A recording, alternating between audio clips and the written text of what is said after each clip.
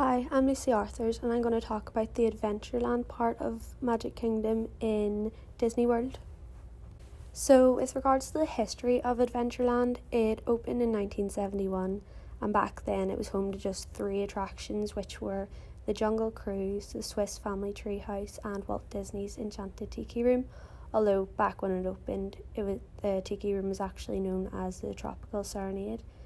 And in the 1970s there was more than one way into Adventureland.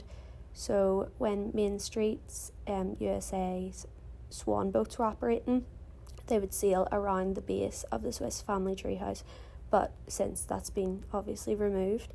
And one of the most popular attractions in Adventureland is Pirates of the Caribbean, but it actually wasn't there when it first opened because they thought Florida's too close to the Caribbean and it wouldn't go down well down there like it did in Disneyland.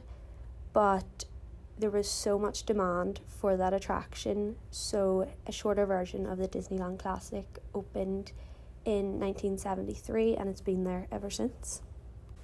Adventureland is one of the parts of Magic Kingdom that has changed the least probably since 1971.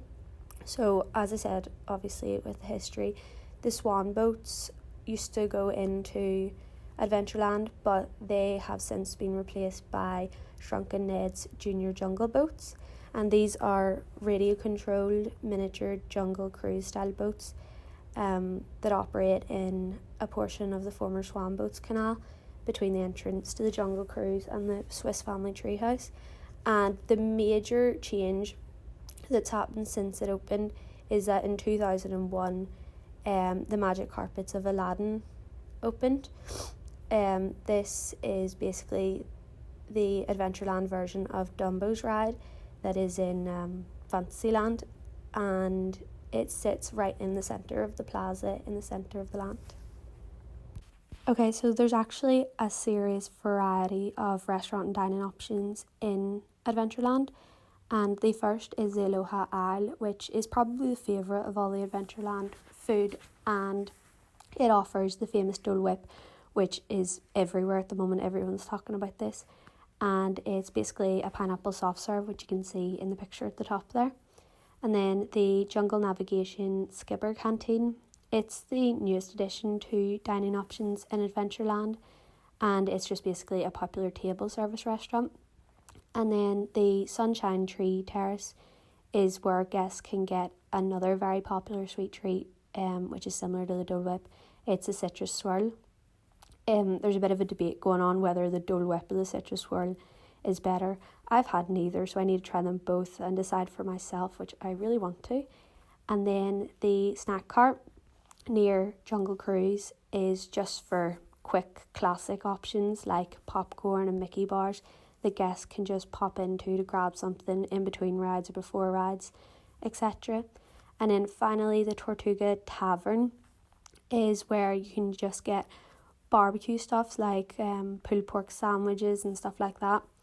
And also the picture at the bottom there, that's Aloha Isle, the first one I mentioned.